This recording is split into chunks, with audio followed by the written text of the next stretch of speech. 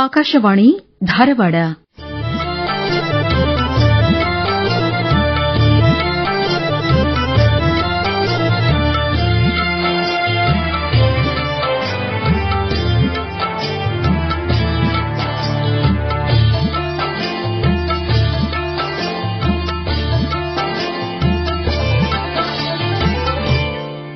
ಕೇಳುಗರೆ, ಈಗ ಅಮೆರಿಕದಲ್ಲಿ ಬದುಕು ಕಂಡುಕೊಂಡಿರುವ ಕೃಷಿ ವಿಜ್ಞಾನಿ ಡಾಕ್ಟರ್ ಸಂಗಮೇಶ್ ಅಂಗಡಿ ಅವರೊಂದಿಗೆ ಸಂದರ್ಶಿಸುವವರು ಶರಣಬಸವ ಚೋಳೀನ್. ಆತ್ಮೀಯ ಕೇಳುಗರೆ, ನಮ್ಮ ಭಾರತೀಯರಿಗೆ ಅಮೆರಿಕ ಒಂದು ದೊಡ್ಡ ಕನಸು. ಸಾಕಷ್ಟು ಜನ ಅಮೆರಿಕದಲ್ಲಿ ನಾವಿರಬೇಕು, ಅಲ್ಲಿ ಡಾಲರ್ ನಾವು ಗಳಿಸಬೇಕು ಅಂತ ಹೇಳಿ ಸಾಕಷ್ಟು ತುಡಿತ ಹೊಂದವರು ಇದ್ದಾರೆ. ಈ ಹಿಂದೆ ಅಂತೂ ಅದು ಬಹಳ ಹುಚ್ಚಿತ್ತು. ಈಗ ನಿಧಾನವಾಗಿ ನಮ್ಮ ಭಾರತ ಕೂಡ ಅಭ್ಯುದಯದ ಹೆಜ್ಜೆ ಹಾಕಿದ ನಂತರ ಸ್ವಲ್ಪ ಕಡಿಮೆ ಆಗಿದೆ ಅನ್ಬಹುದು. ಆದರೆ ಅಮೆರಿಕನೇ, ಅಲ್ಲಿ ಬಹಳ ವಿಪುಲವಾದ ಅವಕಾಶಗಳು. ಅಲ್ಲಿ ಹೋಗಿ ಬಂದಂತವರು ಇಲ್ಲಿ ಮರಳಿ ಭಾರತದೊಳಗ ಉತ್ತಮವಾದ ಅವಕಾಶಗಳನ್ನು ಪಡ್ಕೊಂಡಾರ. ಅದ್ರ ಒಂದು ಕಾಲ ಇತ್ತು 1995-94, ಅದಕ್ಕಿಂತ ಹಿಂದೆ ಅಮೆರಿಕ ಹೋಗುವುದಂದ್ರೆ ಬಹಳ ಕಷ್ಟ ಸಾಧ್ಯವಾದ ಮಾತು. ಅವ ಒಂದು ಸಂದರ್ಭದೊಳಗ ಅವ್ರಿಗೆ ವೀಸಾ ಅನ್ನೋದೇ ಎಷ್ಟು ಜನಕ್ಕೆ ಗೊತ್ತಿಲ್ಲ. ಆಮೇಲೆ ಉನ್ನತ ಶಿಕ್ಷಣ ಅಂತಂದ್ರೆ ನಮ್ಮಲ್ಲಿ MA MSc ಮಾಡೋದೇ ಉನ್ನತ ಶಿಕ್ಷಣ ಅನ್ನೋ ಒಂದು ಕಾಲ ಇತ್ತು ಅವಾಗ. ಅಂತಹ ಸಂದರ್ಭದೊಳಗ ಅಮೆರಿಕಕ್ಕೆ ಹೋಗಿ ನೆಲೆಯನ್ನು ಕಂಡುಕೊಂಡಂತವರು ಶ್ರೀ ಸಂಗಮೇಶ್ ಅಂಗಡಿಯವರು. ಅವರು ನಮ್ಮ ಜೊತೆಗಿದ್ದಾರೆ. ಬಹಳ ಯಶಸ್ವಿಯಾದ ಒಂದು ಪ್ರೊಫೆಸರ್ ಎಮಿರಿಟಸ್ ಅಂತ ಹೇಳ್ಬೋದು. ಧಾರವಾಡದಲ್ಲೇ ಅವರು ಪ್ರೊಫೆಸರ್ ಆಗಿದ್ದಂತವರು. ನಂತರ PhD ಮಾಡಲಿಕ್ಕೆ ಕೆನಡಾಕ್ಕೆ ಹೋಗಿ ಆಮೇಲೆ ಅಮೆರಿಕದಲ್ಲಿ ಅವರು ತಮ್ಮ ಒಂದು ಪ್ರಾಧ್ಯಾಪಕರ ಹುದ್ದೆಯನ್ನು ನಿಭಾಯಿಸಿದಂತವರು. ಯಶಸ್ವಿಯಾಗಿ ಇವತ್ತು ಅಮೆರಿಕದಲ್ಲಿ ಇರ್ತಾ 25 ವರ್ಷ ಆಗ್ತಾ ಬಂತು ಹೆಚ್ಚು ಕಡಿಮೆ. ಅವರು ನಮ್ಮ ಜೊತೆಗೆ ಇದ್ದಾರೆ. ತಮ್ಮ ಶ್ರೀಮಂತ ಅನುಭವವನ್ನು ನಮ್ಮ ಜೊತೆಗೆ ಹಂಚಿಕೊಳ್ಳರಿದ್ದಾರೆ. ಮತ್ತೆ ನಿಮಗೂ ಕೂಡ ಒಂದು ಅಮೆರಿಕದ ಕನಸು ಕಾಣ್ತಾ ಇರುವಂತಹ ಹಲವರಿಗೆ ಒಂದು ಮಾರ್ಗದರ್ಶಿ ಆದರೂ ಆಗಬಹುದು. ಆತ್ಮೀಯ ಕೇಳುಗರೆ, ನಿಮ್ಮೆಲ್ಲರ ಪರವಾಗಿ ಸಂಗಮೇಶ್ ಅಂಗಡಿಯವರನ್ನ ಸ್ವಾಗತ ಮಾಡ್ತಾ ಇದ್ವಿ. ನಮಸ್ಕಾರ ಡಾಕ್ಟರ್ ಸಂಗಮೇಶ್ ಅಂಗಡಿಯವರೇ. ನಮಸ್ಕಾರ. ಸ್ವಾಗತ, ಸುಸ್ವಾಗತ. Thank you.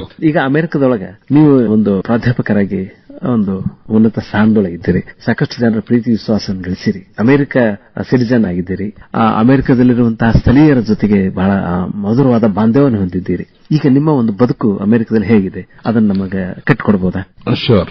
ನನ್ನ ಬದುಕು ಅಮೆರಿಕದಲ್ಲಿ ಹೆಂಗಿದೆ ಅಂತ ಹೇಳ್ಬೇಕಂದ್ರೆ, other side of the fence is green ಅಂತಾರೆ.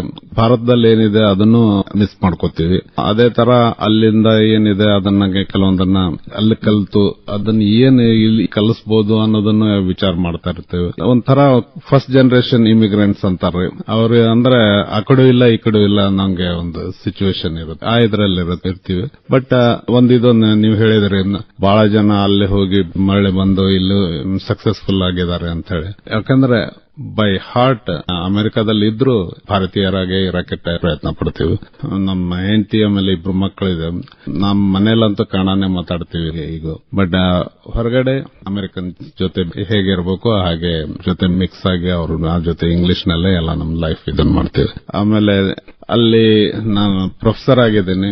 ನಂದು ಇದು ಲೈಫ್ ಹೆಂಗಿದೆ ಅಂದ್ರೆ, ಅಲ್ಲಾದ್ರೂ ನಾನು ಅಗ್ರಿಕಲ್ಚರ್ ಬಗ್ಗೆ ಕೆಲಸ ಮಾಡ್ತೀನಿ, ಇಲ್ಲಾದ್ರೂ ಅದನ್ನೇ ಮಾಡ್ತಾ ಇದ್ದೆ. ಅದು ನಾನು ಹೋಗಿದ್ದೆ ಅದನ್ನ ಕಲಿಯಕ್ಕೆ ಅಂತ. ಅಲ್ಲಿಂದ ಕಲ್ತು ಇಲ್ಲಿ ಇವ್ರಿಗೆ ಹೆಂಗ್ ಬೆನಿಫಿಟ್ ಆಗೋಂಗ್ ಇದು ಮಾಡಬೇಕು, ಕಲಿಬೇಕು. ಆಮೇಲೆ ಅದನ್ನ ರಿಸರ್ಚ್ ಮಾಡಿ ಇಲ್ಲಿ ಅಳವಡಿಸಕ್ಕೆ ಹೆಂಗ್ ಪ್ರಯತ್ನ ಮಾಡಬೇಕು ಅನ್ನೋದು ಒಂದು ಮೇನ್ ಉದ್ದೇಶದಿಂದಾನೇ ನಾನು ಹೋಗಿದ್ದೆ ಅವಾಗ. ಆಮೇಲೆ ಏನೋ ಅದು ಪರಿಸ್ಥಿತಿ ಬಂತು, ಅಲ್ಲಿ ಉಳ್ಕೊಂಡ್ಬಿಟ್ಟೆ. ಆಮೇಲೆ ಈಗ ನೋಡಿದ್ರೆ ಕಾಲೇಜ್ ಮುಗಿಸಿದ್ಮೇಲೆ ನಾನು ಎಲ್ಲೆಲ್ಲಿದ್ದೆ, ಏನೇನ್ ಕಲಿತೆ ಅಗ್ರಿಕಲ್ಚರ್ ಬಗ್ಗೆ ಅನ್ನೋದೆಲ್ಲ ನೋಡಿದೆ. ಧಾರವಾಡದಲ್ಲೇ ನನ್ನ BSc ಮತ್ತೆ MS ಮುಗಿಸಿದ್ದು. ಆಮೇಲೆ ಗುಜರಾತ್ ನಲ್ಲಿ ಹೋಗಿ 2 ವರ್ಷ ಕೆಲಸ ಮಾಡಿದ್ದೆ. ಅದಾದ್ಮೇಲೆ ಕರ್ನಾಟಕದಲ್ಲೇ ಪಾಣಿಯಲ್ಲಿ 2 ವರ್ಷ, ಆಮೇಲೆ ರಾಯಚೂರಿನಲ್ಲಿ 2 ವರ್ಷ ಇದು ಮಾಡಿದ್ದೆ. ಆಮೇಲೆ ಇವೆಲ್ಲ ಹವಾಮಾನದ ಪ್ರಕಾರ ಟ್ರಾಪಿಕಲ್ ಅಂದ್ರೆ ಇದನ್ನ ಕ್ಲೈಮೇಟ್ ಅಂತಾರೆ. ಅಂದ್ರೆ ಹೆಚ್ಚು ಕಡಿಮೆ ಉಷ್ಣವಾದ 12 ತಿಂಗಳು ಏನು ನಿಮ್ಗೇನ್ ಬೇಕು ಅದನ್ನ ಬೆಳಿಬಹುದಿಲ್ಲ. ಈ ಪರಿಸ್ಥಿತಿಯಿಂದ ಸಡನ್ ಆಗಿ ಕೆನಡಾಕ್ PhD ಮಾಡಕ್ ಹೋದೆ.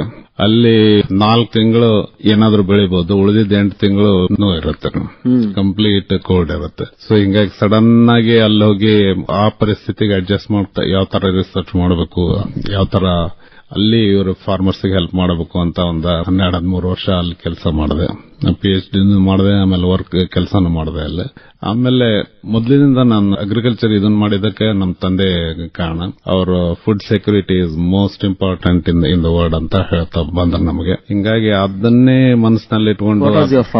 My father was basically A freedom fighter, social worker, but later part of his life ಅವರು ಕೋಆಪರೇಟಿವ್ ಡೆವಲಪ್ಮೆಂಟ್ ಆಫೀಸರ್ ಅಂತ ಸ್ಟೇಟ್ ಗವರ್ಮೆಂಟ್ ಲೆವೆಲ್ ಪೊಸಿಷನ್ ನಲ್ಲಿ ವರ್ಕ್ ಮಾಡಿದ್ರು. He was a special officer for cooperative development. Doctor Sangamesh ಅಂಗಡಿ ಅವರ ಬಹಳ ಅಂದ್ರೆ ನೀವು ಹೃದಯದಿಂದ ಮಾತಾಡ್ತಾ ಇದ್ದೀರಿ. ಈಗ ನೋಡ್ರಿ, to come to research, in fact research ಎಲ್ಲರಿಗೂ ಕೂಡ ಅದು ಅಂದ್ರೆ ಒಲಿಯುವುದಿಲ್ಲ. ಅದು ಅಂದ್ರೆ ಅಭ್ಯಾಸ ಮಾಡಬೇಕು, ಸಂಶೋಧನೆ ಮಾಡಬೇಕು, ಅದರಲ್ಲಿ ಒಂದು ಸಂತೋಷ ಕಾಣಬೇಕು. You must find happiness in that research field, and as long as you make more research, that will help more people.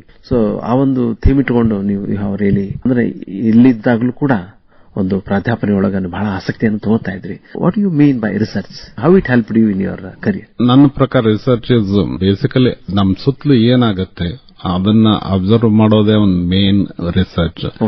Research ಬಹಳ ಜನ ನಮ್ಗೆ ಅಂತ ಟೂಲ್ ಬೇಕು, ಇಂಥ ಟೂಲ್ ಬೇಕು, ಅಂತ ಕಂಪ್ಯೂಟರ್ಸ್ ಬೇಕು ಅನ್ನಷ್ಟೇ ನಾವು ರಿಸರ್ಚ್ ಮಾಡ್ತೀವಿ ಅಂತ ತಿಳ್ಕೊತಾರೆ.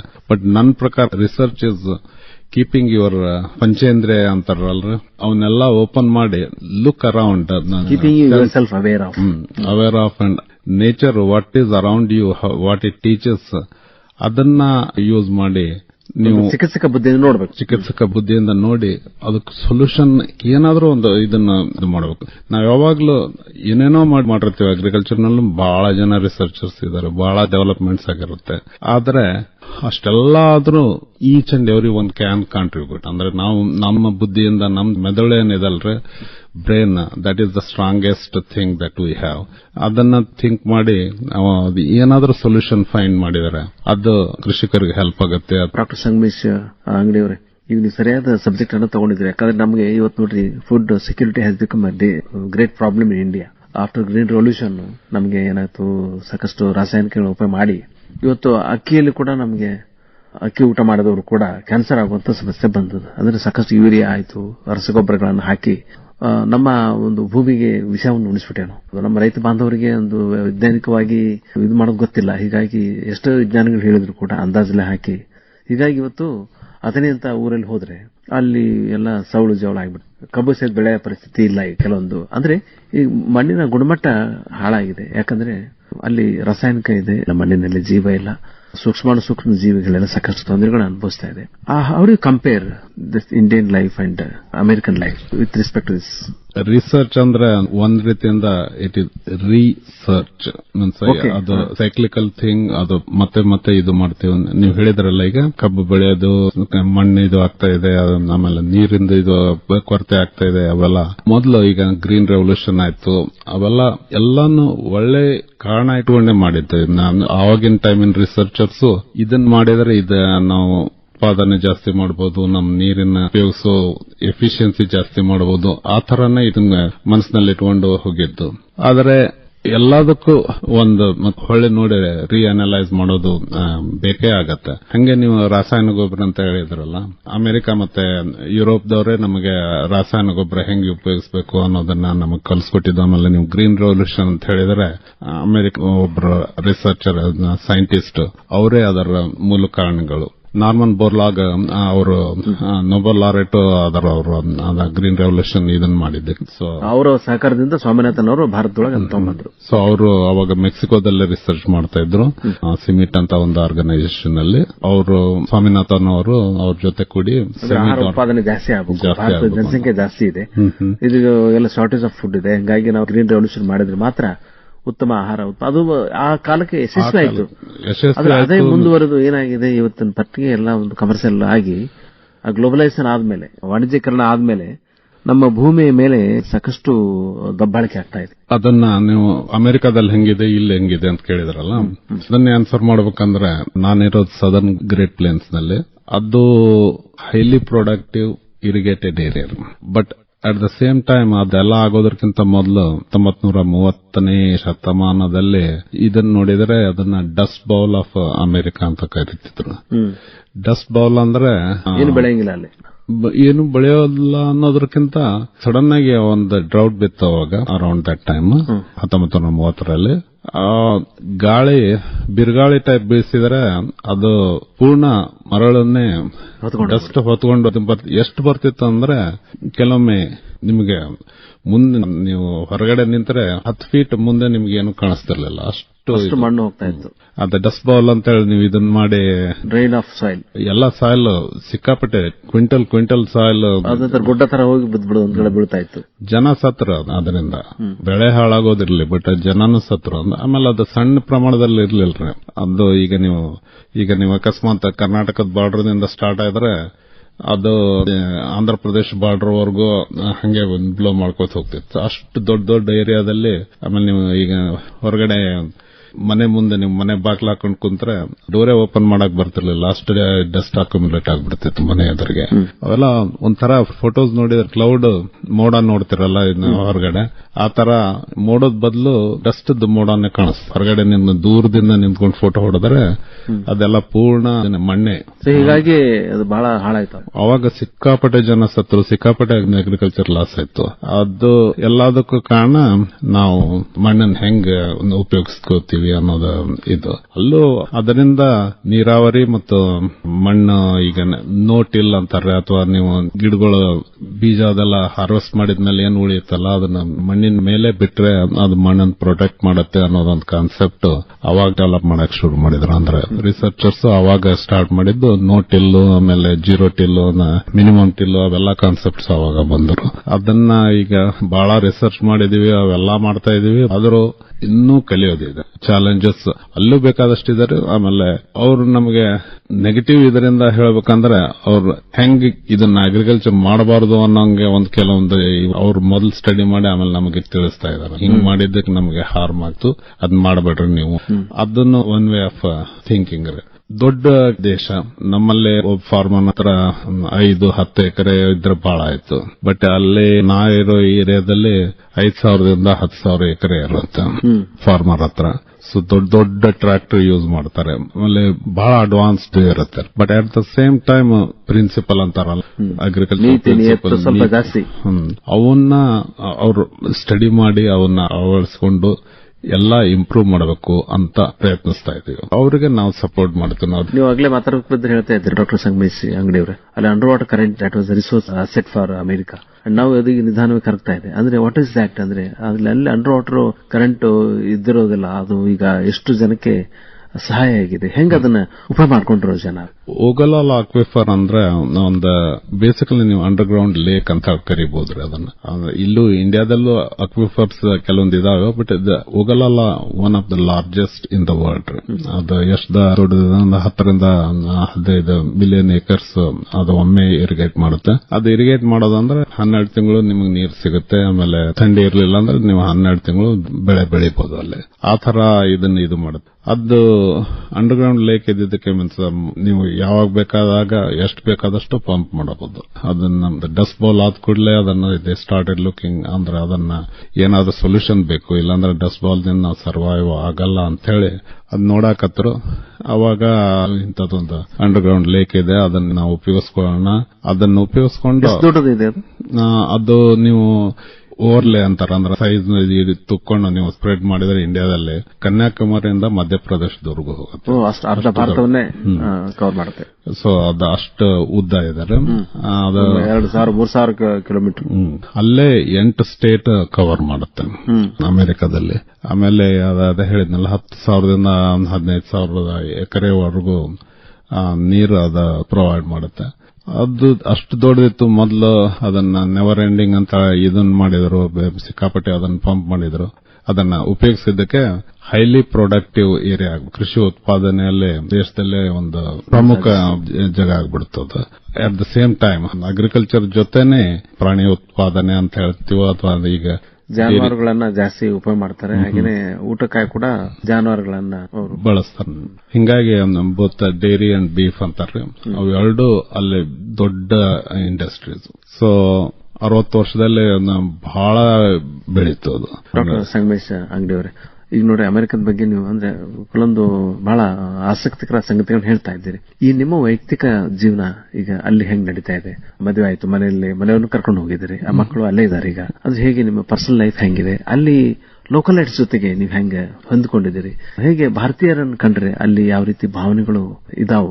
ಅವ್ರಿಗೆ ನಮ್ಮೇಲೆ ಯಾವ ರೀತಿ ಗೌರವ ಇದೆ? ಹೇಗೆ ನಿಮ್ಮ ಸಹಕಾರವನ್ನ, ನಿಮ್ಮ ಸಹಾಯವನ್ನ ಅವ್ರು ತಗೊಳ್ತಾ ಇದ್ದಾರೆ? ಅದನ್ನ ಹೇಳ್ಬೋದು. ಯಾಕಂದ್ರೆ ಭಾರತವನ್ನ ನಾವು ಒಂದು ದೇಶ ಅನ್ನೋದಕ್ಕಿಂತ ಒಂದು ಸಂವೇದನೆ ಅಂತ ನೋಡ್ತೀವಿ. ನಾವು ಎಲ್ಲಿ ಹೋದ್ರೂ ಕೂಡ ಭಾರತೀಯತೆಯನ್ನು ಬಿಡುವುದಿಲ್ಲ ನಾವು. ಇದೊಂದು ಮೋದಿ ಹೋದಾಗ್ಲೂ ಕೂಡ ಇಂಡಿಯನ್ ಡೈಪರ ಎಷ್ಟು ಹುಚ್ಚೆದ್ದು ಅಂದ್ರೆ ನಮ್ಮ ಭಾರತೀಯತೆ ಅಷ್ಟು ಸಶಕ್ತವಾಗಿ ಹೊರಗಡೆ ಹೋದಾಗ ಇನ್ನೂ ಪ್ರಬಲವಾಗಿರುತ್ತೆ. ಅದೆಲ್ಲ ಗಮನದಲ್ಲಿ ಇಟ್ಕೊಂಡು ನಿಮ್ಮ ವೈಯಕ್ತಿಕ ಈ ಜೀವನ ಹೇಗಿದೆ? ಮಕ್ಕಳು ನನಗೆ ಇಬ್ರು ಮಕ್ಕಳು, ಇಬ್ರು ಗಂಡು ಮಕ್ಕಳು ಇದ್ದಾರೆ. ದೊಡ್ಡವನು ಕಣ್ಣಿನ ಡಾಕ್ಟರ್, ಸಣ್ಣವನು ಗಣಿತ ಮತ್ತು ಎಕನಾಮಿಕ್ಸ್ ದಲ್ಲಿ ಡಿಗ್ರಿ ಮಾಡಿಕೊಂಡು ಕನ್ಸಲ್ಟೆಂಟ್ ಅಂತ ಕೆಲಸ ಮಾಡ್ತಾ ಇದ್ದಾನೆ. ಅವನು ಒಂದು ಬೋತ್ ಆರ್ ಅಮೆರಿಕನ್ ಸಿಟಿಜನ್ಸ್. ಒಬ್ನು ಹುಟ್ಟಿದ್ದು ಇಂಡಿಯಾದಲ್ಲಿ, ಒಬ್ನು ಹುಟ್ಟಿದ್ದು ಕೆನಡಾದಲ್ಲಿ. ಅವರಂತೂ ಅಲ್ಲಿ ಜನರ ಜೊತೆ ಬರ್ಕೊಂಡಿದ್ದಾರೆ, ಅವರು ಅಮೆರಿಕನ್ಸ್ ಆಗಿದ್ದಾರೆ. ಆಮೇಲೆ ನಮ್ಮ ಸಣ್ಣ ಮಗ ಅಂತೂ ನಾವಿರೋ ಊರು ಸಣ್ಣದು, ಆ ಊರಿನಲ್ಲಿ ಅವನ ಹೆಸರು ರೋಹನ್ ಅಂತ. ಅವನೇನು ಜೋರಾಗಿಲ್ಲ, ಆಮೇಲೆ ಜಾಸ್ತಿ ಇದನ್ನು ಮಾಡಲ್ಲ, ಕ್ವೈಟ್ ಪರ್ಸನ್. ಹಂಗೆ ಎಲ್ಲರೂ ಹಚ್ಕೊಳ್ಳುವಂತ ಸ್ವಭಾವ, ಎಲ್ಲಾರನ್ನೂ ಹಚ್ಕೋತಾನೆ, ಎಲ್ಲರಿಗೂ ಹೆಲ್ಪ್ ಮಾಡ್ತಾನೆ. ಆಮೇಲೆ ಎಟ್ ದ ಸೇಮ್ ಟೈಮ್ ಅವನ ಕನ್ಸಲ್ಟೆಂಟ್ ಅಂತ ಹೇಳಿದೆ, ಬಟ್ ಅವನು ತನ್ನ ಎಜುಕೇಶನ್ ನಲ್ಲಿ ಹಿ ಎಕ್ಸೀಡೆಡ್. ಅವ್ನು ಒಂದೇನು ಇದನ್ನ ಕಲಿಸ್ದ ಅಂದ್ರೆ ನಮಗೆ, ನಾವು ಇಂಡಿಯನ್ಸ್ ಬರೀ ಸ್ಟಡಿ ಮಾಡಬೇಕು ಅಂತೇವಲ್ಲ, ಅದರ ಬದಲು ಆಟ, ಓದೋದು, ಆಮೇಲೆ ಸೋಷಿಯಲ್ ವರ್ಕ್, ಸರ್ವಾಂಗೀಣ ಅಭಿವೃದ್ಧಿ, ಸಾಮಾಜಿಕ ಜೀವನ ಕೂಡ ಚೆನ್ನಾಗಿರ್ಬೇಕು ಅಂತ ಎಲ್ಲ ಅದನ್ನ ಮಾಡ್ಕೊಂಡು ಅವನು ಅಮೆರಿಕನ್ ಪ್ರೆಸಿಡೆಂಟ್ ನಿಂದ ಅವಾರ್ಡ್ ತಗೊಂಡ. ಅವನು ಅಭಿನಂದನೆಗಳು, ಕಂಗ್ರಾಚುಲೇಷನ್ ಸರ್. Thank you.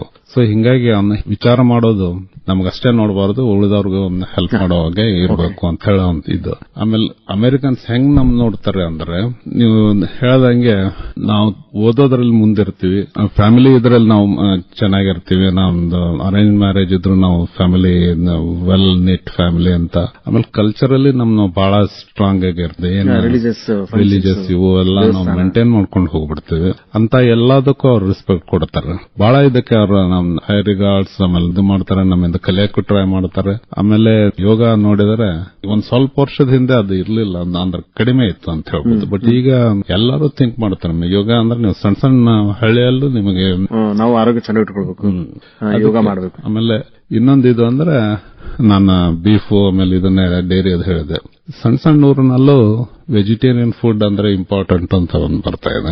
ಇದು ಒಂದು ನಮ್ಮ ಭಾರತ ದೇಶದ ಕೊಡುಗೆ ಅಂತ ಹೇಳಿ ಹೇಳ್ತಾರೆ. ಸೊ ಅಂದ್ರೆ ಎಲ್ಲರೂ ಆಗಲ್ಲ, ಬಟ್ ಸ್ವಲ್ಪ ಜನ ಅದರ ಬಗ್ಗೆ ವಿಚಾರ ಮಾಡ್ತಾ ಇದಾರೆ, ಅವರು ಅದನ್ನ ಸ್ಪ್ರೆಡ್ ಮಾಡ್ಕೋತ ಹೋಗ್ತಾರೆ. ನಾನು ಅಗ್ರಿಕಲ್ಚರ್ ಇದರಲ್ಲಿ ಒಂಥರ ನಾವು ವಿಚಾರ ಮಾಡ್ತೀವಿ, ಸಸ್ಯಾಹಾರಿಗಳು ಎನ್ವೈರನ್ಮೆಂಟಲ್ ಇಂಪ್ಯಾಕ್ಟ್ ಅಂತಾರಲ್ರಿ, ಅದು ಕಡಿಮೆ ಇರುತ್ತೆ ಮಾಂಸಾಹಾರಿಗಳಿಗಿಂತ ಅಂತ ಹೇಳಿ ಆ ತರ ವಿಚಾರ ಮಾಡ್ತಿರ್ತೀವಿ. ಬಟ್ ನೀವು ಜನರಲ್ ಇವರು ಇದನ್ನ ನೋಡಿದ್ರೆ ನಾವು ಹೆಲ್ತ್ ಬಗ್ಗೆನೂ ಅದು ಹೆಲ್ಪ್ ಆಗುತ್ತೆ ಅಂತ. ನೀವು ಇದನ್ನೇ ಹೇಳಿದ್ರಿ, ನೀವು ಅಕ್ಕಿ ತಿಂದಿದ್ದಕ್ಕೆ ಕ್ಯಾನ್ಸರ್ ಅಂದ್ರೆ ಸಿಕ್ಕಾಪಟ್ಟೆ ಕೆಮಿಕಲ್ಸ್ ಇದ್ದಿದ್ದು ಕ್ಯಾನ್ಸರ್ ಬರುತ್ತೆ ಅಂತ. ಈಗ ಅದನ್ನೇ ಜನ ಹೆಂಗೆ ಇದು ಮಾಡ್ತಾ ಇದಾರೆ ಅಂದ್ರೆ, ಮೊದಲು ನಮ್ಮ ಆಹಾರ ಅಂದ್ರೆ ಬರೀ ಕಾರ್ಬೋಹೈಡ್ರೇಟ್, ಪ್ರೋಟೀನ್ ಮತ್ತೆ ಆಯಿಲ್ ಮೂರು ಸಪ್ಲೈ ಮಾಡೋ ಇದು ಅಂತ. ಈಗ ಆಹಾರ ಅಂದ್ರೆ ನಿಮ್ ಆ ಡಿಸೀಸ್ ಹೆಂಗ್ ಅದು ದೂರ ಇಡುತ್ತೆ, ಅಥವಾ ಆ ರೋಗನ ಹೆಂಗೆ ಕ್ಯೂರ್ ಮಾಡುತ್ತೆ, ಔಷಧ ಎಲ್ಲ ಮಾಡ್ಕೋಬೇಕಂತ ಅವ್ರದ್ದು ಆಸೆ. ಹೆಚ್ಚು ಕಡಿಮೆ ನಮ್ಮ ಆಯುರ್ವೇದ ಥಿಂಕಿಂಗ್ ಆ ತರ ಬರ್ತಾ ಇದೆ. ಹಿಂಗಾಗಿ ನಮಗೆ ಒಂದು ಅಪಾರ್ಚುನಿಟಿ ಈಗ ಫುಡ್ ಸ್ಪೆಷಲಿಸ್ಟ್ ಆಗಿ, so you can grow yourself. ನೀವು ಅವ್ರಿಗೆ ಒಂದು ಅವೇರ್ನೆಸ್ ಕೊಡುವಂತದ್ದು, ಅವರಿಗೆ ಒಂದು ಸ್ವಲ್ಪ ಎನ್ಲೈಟನ್ಮೆಂಟ್ ಮಾಡೋದು, ನಾಲೆಜ್ ಕೊಡುವಂತದ್ದು. ಅದರಿಂದ ಏನಾಗ್ತದೆ, ನಿಮಗೂ ಕೂಡ ಬಿಸ್ನೆಸ್ ಅಲ್ಲ. ಸೊ ನಾವು ಕಲಿತಾ ಇದೀವಿ, ನಾವು ಬೇರೆ ಬೇರೆ ಇವನ್ ನೋಡಿದಾಗ ಅವು ನಮ್ ಹೆಲ್ತ್ಗೆ ಅಷ್ಟೇ ಹೆಲ್ಪ್ ಮಾಡುತ್ತೆ ಅಂತ ಅಲ್ಲ, ಈ ಸಾಯಿಲ್ಗೂ ಹೆಲ್ಪ್ ಆಗುತ್ತೆ, ನಮ್ ಪ್ಲಾನೆಟ್ಗೂ ಹೆಲ್ಪ್ ಆಗುತ್ತೆ, ನೀರಿಗೂ ಹೆಲ್ಪ್ ಆಗುತ್ತೆ, ಗ್ಲೋಬಲ್ ವಾರ್ಮಿಂಗ್ ಎಲ್ಲಾ ಕಡಿಮೆ ಆಗುತ್ತೆ. ಸೊ ಹಿಂಗಾಗಿ ನಾವು ಬ್ರಾಡರ್ ಹೋಲಿಸ್ಟಿಕ್ ಥಿಂಕಿಂಗ್ ಬೇಕು. ಅದನ್ನ ನಾವು ಪ್ರೆಸೆಂಟ್ ಲೈಫ್ ಅಲ್ಲಿ ನೀವು ಒಂಥರ ಸಾರ್ಥಕತೆ, ಒಂದು ಕೃತಾರ್ಥ ಭಾವನೆ ನಿಮಗಿದೆ. ಸೊ ಅಲ್ಲಿ ಜನಕ್ಕೆ ನಾವು ರಿಸೋರ್ಸ್ಫುಲ್ ಆಗಿವೆ. ಅದೇ ರಿಮೆಂಬರ್ ಇವ್ನ ಆಲ್ಮೋಸ್ಟ್ ಬಹಳ ಗೌರವ ಕೊಡ್ತಾರೆ ಒಬ್ಬ ಪ್ರೊಫೆಸರ್ ಅಂತ ಹೇಳಿ. ಆಮೇಲೆ ನಿಮ್ಮಿಂದ ಹೆಚ್ಚು ಕಲೀಲಿಕ್ಕೆ ಇಷ್ಟಪಡ್ತಾರೆ. ಆ ಲಿಸನರ್ಸ್ ಅಂದ್ರೆ ಕೇಳಬೇಕು ಅನ್ನೋ ಸಂಸ್ಕೃತಿ ಅಲ್ಲಿ ಸ್ವಲ್ಪ ಜಾಸ್ತಿ ಇದೆ ಅಂತ ತಮ್ಮ ಮಾತುಗಳೇ ಅರ್ಥ ಆಗ್ತಾ ಇದೆ. ಈಗ ನಾನು ರಿಸರ್ಚ್ ನಾವೆಲ್ಲಾ ಮಾಡೋದು ಎಲ್ಲಾ ಅಷ್ಟು ಪಾಪ್ಯುಲರ್ ಆಗುತ್ತೆ ಅಂತ ಹೇಳಕ್ ಬರಲ್ರಿ. ಬಟ್ ಕೆಲವೊಂದೇನ್ ಇದು ಇರುತ್ತಲ್ಲ, ಅವು ಗ್ಲೋಬಲ್ ಇಂಪ್ಯಾಕ್ಟ್ ಇರುತ್ತೆ ಅಥವಾ ಬ್ರಾಡರ್ ಇಂಪ್ಯಾಕ್ಟ್ ಇರುತ್ತೆ. ಹಿಂಗಾಗಿ ಕೆಲವೊಂದು ಪ್ರಾಜೆಕ್ಟ್ಸ್ ನಂದು ಚೆನ್ನಾಗಿ ರಿಕಗ್ನೈಸ್ ಆಗಿದಾವೆ. People respect that.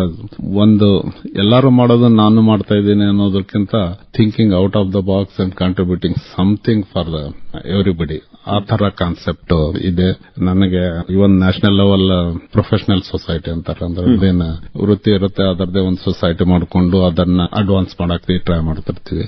ಅದರಲ್ಲೂ ರಿಕಗ್ನಿಷನ್ ಇದೆ. ನಮ್ ಸ್ಟೂಡೆಂಟ್ಸ್ ಅದನ್ನ ಹೊಸ ತರ ಥಿಂಕ್ ಮಾಡೋದು, ಹೊಸ ತರ ಇದನ್ನ ಮಾಡೋದು ಮಾಡಿ ಅವರು ಬೆನಿಫಿಟ್ ಆಗ್ತಾ ಇದ್ದಾರೆ.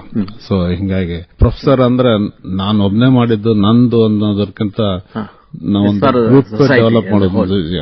ಸೊ ಎಲ್ಲಾರು ಕೂಡಿ ನಾವು ಮಾಡಬೇಕು ಅನ್ನೋದು ಆ ತರ. ಡಾಕ್ಟರ್ ಸಂಗಮೇಶ್ ಅಂಗಡಿ ಅವರೇ, ಈಗ ನೀವು ಇಲ್ಲಿ ಆರಂಭದೊಳಗ ನೀವು ಭಾರತ ಇಲ್ಲೇ ಸ್ವಲ್ಪ ಕೆಲಸ ಮಾಡಿ ಅಲ್ಲಿ ಅಮೆರಿಕಕ್ಕೆ ಹೋದ್ರಿ, ಫೌಂಡ್ ಇಟ್ ವೆರಿ ಇಂಟ್ರೆಸ್ಟಿಂಗ್. ಆಮೇಲೆ ಕೆನಡಾದಿಂದ ಅಮೆರಿಕಕ್ಕೆ ಹೋದ್ಮೇಲೆ ಲೈಫ್ ವಾಸ್ ವೆರಿ ಅಕಾಮಿಡೇಟಿವ್, ಹೀಗಾಗಿ ಅಲ್ಲೇ ಸೆಟ್ಲ್ ಆಗಬೇಕು ಅಂತ ವಿಚಾರ ಮಾಡಿದ್ರಿ. 35 ವರ್ಷದಿಂದ ಅಲ್ಲಿ ಜೀವನ ನೀವು ಕಳೀತಾ ಇದ್ದೀರಾ. ಅಲ್ಲಿ ಲೋಕಲ್ ಲೈಫ್ ಬಗ್ಗೆ ಹೇಳ್ಬೋದು. ಅಂದ್ರೆ ನಾವು ನಮ್ ಬಗ್ಗೆ ನಮ್ಗೆ ಗೊತ್ತಿದೆ, ನಮ್ಮ ಇಂಡಿಯನ್ ಸೆಂಟಿಮೆಂಟ್ ಅಂದ್ರೆ ನಮ್ದು ವಿ ಆರ್ ಸಂವೇದನಶೀಲರಿದ್ದೀವಿ. ಅಲ್ಲಿ ಜನರ ಬದುಕು ಹೆಂಗಿರುತ್ತೆ, ನೀವು ಹೆಂಗ್ ನೋಡಿದ್ರಿ ಅವರನ್ನ, ಅವ್ರ ವೈಯಕ್ತಿಕ ಬದುಕಿನೊಳಗ ಮತ್ತೆ ಸಾಮಾಜಿಕ ಬದುಕಿನೊಳಗ ಏನು ಬದಲಾವಣೆಗಳನ್ನ ತಾವು ಕಂಡಿದ್ರಿ, ಗುರುತಿಸಿದ್ರಿ ಲೋಕಲ್ ಅಮೆರಿಕನ್ ಸಿಟಿಸನ್ಸ್? ಅಲ್ಲಿ ಅಮೆರಿಕ ಅಂದ್ರೆ ಎಲ್ಲಾ ಕಡೆ ದೇಶದಿಂದ ಬಂದವರು ಇದ್ದಾರೆ. But at the same time ಒಂದಿದು ಅಂದ್ರೆ ಅವರು ನನಗೇನ್ ಕಲಿಸಿರೋ ಹೆಂಗ್ ಡಿಫ್ರೆಂಟ್ ಇದಾರೆ ಅಂದ್ರೆ, ನೀವು ಎಷ್ಟು ರಿಚ್ ಇದ್ರು ಅವ್ರ ಮನೇಲಿಗೆ ಕಸ ಹೊಡೆಯೋದನ್ನ ಕೀಳಂತ ತಿಳ್ಕೊಳ್ಳಲ್ಲ. ಲೇಬರ್ ಇದು ಏನಿದಲ್ಲ ಅವ್ರು ರೆಸ್ಪೆಕ್ಟ್ ಕೊಡ್ತಾರೆ.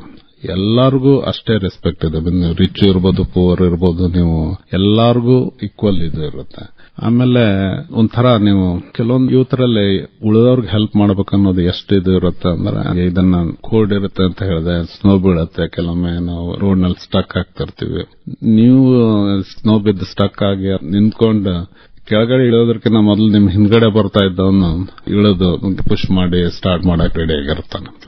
ಆ ತರ ಒಬ್ರಿಗೊಬ್ರು ಹೆಲ್ಪ್ ಮಾಡೋದು ಅದೆಲ್ಲ ಬಹಳ ಒಳ್ಳೇದಿರುತ್ತೆ. ಆ ತರ ಆಮೇಲೆ ಅವ್ರದ್ದು ನೀವು ಹಿಂದೂ ಕಲ್ಚರ್ ಬಗ್ಗೆ ಮಾತಾಡಿದ್ವಿ, ಅವರು ಸೊಸೈಟಿಯಲ್ಲಿ ಇನ್ವಾಲ್ವ್ ಆಗೋದು. ಆಮೇಲೆ ಇಟ್ಸ್ ನಾಟ್ ಬಟ್ ಜಸ್ಟ್ ನಂದು ಪ್ರೇ ಮಾಡೋದು ಪ್ಲೇಸ್ ಅಂತ ಹೇಳಿದ್ವು. ಅವೆಲ್ಲ ಅವರು ಸೊಸೈಟಿ ಗುಡ್ ಅಂಡ್ ಬ್ಯಾಡ್ ಅಂತಾರಲ್ಲ, ಅದರಲ್ಲೂ ಇನ್ವಾಲ್ವ್ ಆಗಕ್ಕೆ ಟ್ರೈ ಮಾಡ್ತಾರೆ. ಕೆಲವೊಂದು ಒಳ್ಳೆ ಗುಣಗಳು ಅವರಲ್ಲ ಅಂದ್ರೆ labour equality and as well as trying to help each other, ಅವು ಬಹಳ ಒಳ್ಳೆ ಇದು. ಆಮೇಲೆ ನಮ್ಗೆ ಹೊರಗಡೆನವ್ರಿಗೆ ಹೆಂಗ್ ಇದನ್ ಮಾಡ್ತಾರೆ ಅಂದ್ರೆ, ಅವರು ವಿತ್ ರೆಸ್ಪೆಕ್ಟ್ ಇದು ಕೊಡ್ತಾರೆ. ಆಮೇಲೆ they allow us to do what we want. Means ನಾವು ಈಗ ಹಿಂದೂಸ್ ನಮ್ ಇದನ್ನ ಪ್ರಾಕ್ಟೀಸ್ ಮಾಡ್ತೀವಿ. ಎಷ್ಟು ಸಾರಿ ಹಿಂದೂ ಟೆಂಪಲ್ಗಳು ಕೂಡ ಅವ್ರು ಬರ್ತಾರೆ ನಿಮ್ ಜೊತೆಗೆ ಮಿಂಗಲ್ ಆಗಿ.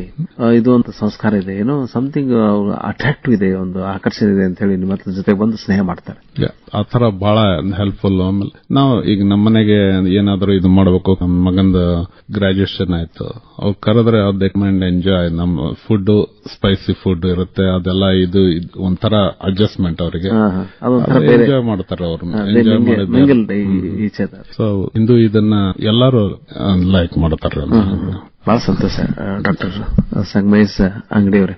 ಈಗ ನೀವು ಕೊನೆಯದಾಗಿ ಒಂದು ಪ್ರಶ್ನೆ, ನೀವು ಇಂಡಿಯನ್ ಆಗಿ ನೀವು ಅಲ್ಲಿ ಹೋದ್ರಿ, 35 ವರ್ಷ ಬದುಕನ್ನ ಮಾಡಿದಿರಿ. ಅವಾಗ ನೀವು ವರ್ಷ 2 ವರ್ಷಕ್ಕೊಮ್ಮೆ ಬಂದು ಹೋಗ್ತಿದ್ದೀರಿ, ಇಂಡಿಯಾಕ್ಕೆ ಬರ್ತಿದ್ರಿ, ಬ್ರದರ್ಸ್ ಎಲ್ಲ ಇದ್ದಾರೆ. ನೀವು ಇಲ್ಲಿಂದ ಬಿಟ್ಟು ಅಲ್ಲಿ ಹೋದ್, ಅಲ್ಲಿಂದ ಅವಾಗ ಬಂದು ಮತ್ತೆ ವಾಪಸ್ ಹೋಗೋದು, do any regrets there? Yes, I do. ಅಂದ್ರೆ ರಿಗ್ರೆಟ್ಸ್ ಆಲ್ವೇಸ್. ಅಂದ್ರೆ ಇಂಡಿಯಾ ಇಸ್ ಇಂಡಿಯಾ.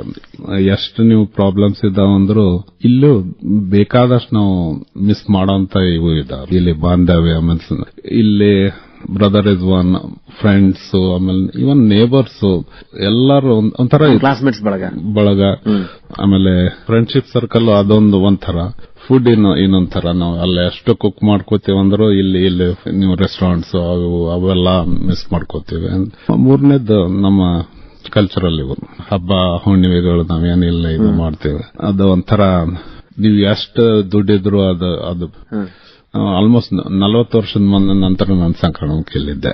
ತರ ಅವೆಲ್ಲ ಮಿಸ್ ಮಾಡ್ತೀವಿ ನಾವು. ಈ ಮಣ್ಣು ನಮ್ಮದು ಅಂತಾರೆ, ಈ ನೆಲದ ಒಂದು ಗುಣ, ಈ ಒಂದು ಗಾಳಿಯ ಒಂದು ಇರುವಂತ ಜೀವ, ಅದನ್ನ ನಾವು ಮಿಸ್ ಮಾಡ್ಕೋತೇವೆ ನಿಮ್ಗೆ ಅನಿಸುತ್ತೆ. ಅಲ್ಲಿ ನೋಡ್ರಿ, ನೀವು ಹೇಳಿದ್ರಿ ಇಲ್ಲಿ ಯಾವಾಗ್ಲೂ ಟ್ರಾಪಿಕಲ್ ಲ್ಯಾಂಡ್, ಅಲ್ಲಿ ನೋಡಿದ್ರೆ 4 ತಿಂಗಳ ಬದುಕು, 8 ತಿಂಗಳ ಬರ್ಫ್ ಬದುಕು. ಈಗ ನಾವಿರೋ ಏರಿಯಾದಲ್ಲಿ ಒಂದ್ ಸ್ವಲ್ಪ ಇದು ಬೆಟರ್.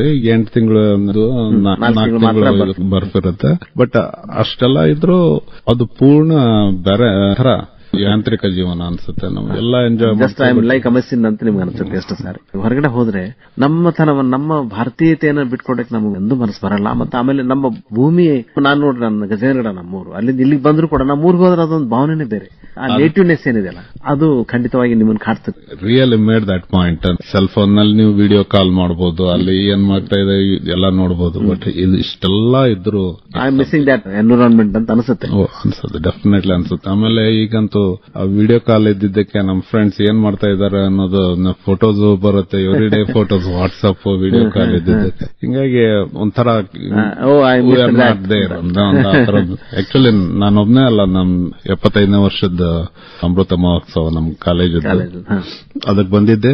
3 ಜನ ಫ್ರೆಂಡ್ಸ್ ಬಂದಿದ್ದೆ, ಅಮೆರಿಕದಿಂದ ಬಂದಿದ್ದು. ಸೊ ಎಸ್ಪೆಷಲಿ ಇಬ್ರು, ನಾನು ಮತ್ತೆ ಇನ್ನೊಬ್ನ very close friend Bhimu Patil ಅಂತ.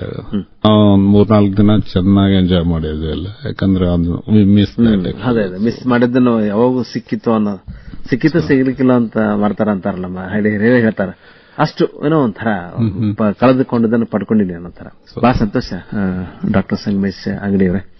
ಈಗ ಒಂದು ಕರಿಯರ್ ಪ್ರಶ್ನೆ, ಅಂದ್ರೆ ನಮ್ ಸಾಕಷ್ಟು ಜನ ಅಲ್ಲಿ ನೋಡ್ರಿ, ಇಲ್ಲಿ ರೂಪಾಯಿ, ಅಲ್ಲೇ ಡಾಲರ್ ಮೇಲೆ, ಅಂದ್ರೆ ಹೀಗಾಗಿ ಖಂಡಿತವಾಗಿ ಅಲ್ಲಿ ಎಕನಾಮಿಕಲ್ ಸ್ಟೇಟಸ್ ಜಾಸ್ತಿ ಆಗುತ್ತೆ. ಖಂಡಿತವಾಗಿ ಡಾಲರ್ ಗಳಿಸೋದು ಅಂತಾರೆ. ಅಲ್ಲಿ ಗಳಿಸಿದ ಮೇಲೆ ನಾವು ಅಲ್ಲಿ ದಾನ ಮಾಡುವಷ್ಟು, ಇನ್ನೊಬ್ಬರಿಗೆ ಸಹಾಯ ಮಾಡುವಷ್ಟು ನಾವು ಬೆಳಿತೀವಿ. ಆರ್ಥಿಕವಾಗಿ ನಮ್ದು ಜೀವನ ಚಲೋ ಆಗ್ತದೆ. ಹೀಗಾಗಿ ಅದು ನಮ್ಮ ಜೀವನ ಚಲೋ ಆಗಬೇಕು ಅಂತ ಕೂಡ ಸಾಕಷ್ಟು ಜನ ಇನ್ನೂ ಹಪ್ಪಾಗಿಸ್ತಾ ಇದ್ದಾರೆ. ಇಲ್ಲಿಂದ ಹೋಗಿ MS ಮಾಡಬೇಕು ಅಂತ, ಆಮೇಲೆ ಅಲ್ಲಿ ಹೋಗಿ ಸೆಟ್ಲ್ ಆಗಬೇಕು ಅಂತಾರೆ. ಅಂದ್ರೆ ಅಮೆರಿಕಕ್ಕೆ ಬಂದು ಅಲ್ಲಿ ಭವಿಷ್ಯ ಕಂಡುಕೊಳ್ಬೇಕು ಅಥವಾ ಅಲ್ಲಿ ಗಳಿಸಿಕೊಂಡು ಬರಬೇಕು ಅಂತ ಅನ್ಕೊಳ್ಳುವಂತ ಸಾಕಷ್ಟು ಪ್ರತಿಭಾನ್ವಿತ ಭಾರತೀಯರಿಗೆ ಒಂದೆರಡು ಕಿವಿ ಮಾತುಗಳು. ಯಾಕಂದ್ರೆ ನಮ್ಮ ಧಾರವಾಡದಲ್ಲಿ ಎಷ್ಟೋ ಜನ ಅಮೆರಿಕದಲ್ಲಿ ಇದ್ದಾರೆ, ಈಗೂ ಹೋಗ್ಲಿಕ್ಕೆ ತಹತಹಿಸ್ತಾ ಇದ್ದಾರೆ. ಅಲ್ಲಿ ಹೇಗೆ ಬದುಕನ್ನು ಕಂಡುಕೊಳ್ಬಹುದು, ಇಲ್ಲಿ ಒಂದು ಮನಸ್ಥಿತಿಯನ್ನು ಇಟ್ಟುಕೊಂಡು ಅಲ್ಲಿ ಹೋಗಿ ಹೇಗೆ ಯಶಸ್ವಿ ಆಗಬಹುದು, 2 ಮಾತು. ಒಂದೇದು, ನೀವು ಅಮೆರಿಕನ್ಸ್ ಏನ್ ಅವ್ರು ಕಲಿಸ್ತಾರೆ ಅಂತ ಹೇಳಿದ್ರಲ್ಲ, ನೀವು ಡೊನೇಷನ್ ಡಾಲರ್ನೆಲ್ಲ ಅರ್ನ್ ಮಾಡೋದು, ಆಮೇಲೆ ಡೊನೇಟ್ ಮಾಡೋದು ಅಂತ ಹೇಳಿದ್ರೆ, ನೀವು ಯಾವ್ದೇ ಒಂದು ವರ್ಲ್ಡ್ ಚಾರಿಟಿ ನೋಡಿದ್ರು America leads in donation. And ಆ ಡೊನೇಷನ್ ರಿಚ್ ಪೀಪಲ್ ನಿಂದ ಬರಲ್ಲ. ಅಲ್ಲಿ ಕೂಲಿಗಳು ಇರ್ತಾರಲ್ಲ, ಅವ್ರು ಡೊನೇಟ್ ಮಾಡಿರ್ತಾರೆ. ಓ ಮೈ ಗಾಡ್. ಸೊ ಅದೊಂದು ಅವ್ರ ತಮ್ಮದರ ದುಡ್ಡು ಏನಿರುತ್ತಲ್ಲ ಅದನ್ನ ಶೇರ್ ಮಾಡೋದನ್ನ they are well known for it. Restaurant ನಲ್ಲಿ ಸರ್ವರ್ ಇರಬಹುದು, ಅವ್ರು ಥಿಂಕ್ ಮಾಡ್ತಾರೆ, ನಾನು ಇಷ್ಟು ದುಡ್ಡು ಕೊಟ್ರೆ ಒಬ್ಬ ಹುಡುಗನಿಗೆ ಸ್ಕಾಲರ್ಶಿಪ್ ಹೆಲ್ಪ್ ಆಗ್ಬೋದು, ಅಥವಾ ಇಂಡಿಯಾದಲ್ಲಿ ಅರ್ಥಕ್ವೇಕ್ ಆಗಿದೆ, ಈ ದುಡ್ಡು ಅವ್ರಿಗೆ ಹೆಲ್ಪ್ ಆಗ್ಬೋದು. ಆ ತರ ಕಾಮನ್ ಪೀಪಲ್ ಥಿಂಕ್ಸ್ ಮೋರ್. ಅದನ್ನ ರಿಚ್ ಇರ್ಬೇಕಂತಿಲ್ಲ, ಅವ್ರು ಅದನ್ನ ಮಾಡ್ತಾರೆ. They are all are rich by heart. ನಮ್ಮ ವಿದ್ಯಾರ್ಥಿಗಳಿಗೆ ಏನ್ ಹೇಳ್ಬೇಕಂದ್ರೆ, America his land of opportunity. ಒಂದ್ ಇದನ್ನ ಹೇಳ್ಬೇಕಂದ್ರೆ, ನೀವೇನಾದ್ರೂ ಅಮೆರಿಕ ಹೆಂಗ್ ಥಿಂಕ್ ಮಾಡತ್ತಂದ್ರೆ, ನೀವು ಯಾವ ಡಿಗ್ರಿ, ಯಾವ ಇದನ್ನ ಡಾಕ್ಟರ್ ಇರ್ಬೇಕಂತಿಲ್ಲ, ಮೆಡಿಕಲ್ ಅಥವಾ ಇಂಜಿನಿಯರ್ ಇರ್ಬೇಕಂತಿಲ್ಲ, ನೀವು ಯಾವ ಫೀಲ್ಡ್ ನಲ್ಲಿ ಇದಾರೆ, ನೀವು you think differently, you can contribute for something, you can succeed ಇದೆ. ಬಹಳ ಜನ ಈಗ ನಾನು ಕೆಲವೊಬ್ರು ಇವ್ರು ನೋಡಿದ್ದೇನೆ, ಗ್ಲೋಬಲ್ ಲೀಡರ್ಸ್ ತಗೊಂಡ್ರು. Elon Musk, he worked as a construction labour actually at one time.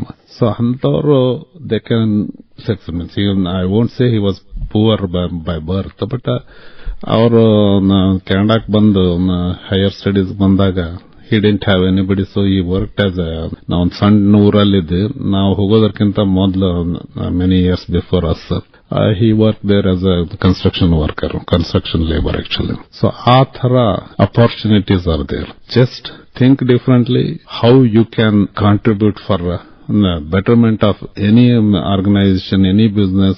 If you can think, they recognize that one, then you are there is an opportunity for that. ಅದಕ್ಕೆ ನೀವು many global companies ಒಳಗೆ leaders are Indian born or Indian educated people. So ಹಿಂಗಾಗಿ they show that again the brain is our strongest thing, and ನೀವು ಎಷ್ಟು unique ಆಗಿ think ಮಾಡ್ತೀರಿ, unique ಆಗಿ you think of contributing for betterment of the institution or the society as a whole, then you have the opportunity. ಬಹಳ ಸಂತೋಷ. ನಿಮಗೆ ಇಲ್ಲಿವರೆಗೆ ಹೃತ್ಪೂರ್ವಕ ಮಾತಾಡಿದ್ರಿ. ನಮ್ಮೆಲ್ಲ ಆತ್ಮೀಯ ಕೇಳುಗ ಪರವಾಗಿ ಹೃತ್ಪೂರ್ವಕ ಅಭಿನಂದನೆಗಳು. ನಮಸ್ಕಾರ. ನಮಸ್ಕಾರ. ಇದುವರೆಗೆ ಅಮೆರಿಕದಲ್ಲಿ ಬದುಕು ಕಂಡುಕೊಂಡಿರುವ ಕೃಷಿ ವಿಜ್ಞಾನಿ ಡಾಕ್ಟರ್ ಸಂಗಮೇಶ್ ಅಂಗಡಿ ಅವರೊಂದಿಗೆ ಸಂದರ್ಶನ ಕೇಳಿದಿರಿ. ಸಂದರ್ಶಿಸಿದವರು ಶರಣಬಸವ ಚೋಳೇನ್. ಸಂಕಲನ ತ್ರಿವೇಣಿ ಬೆಟಗೇರಿ.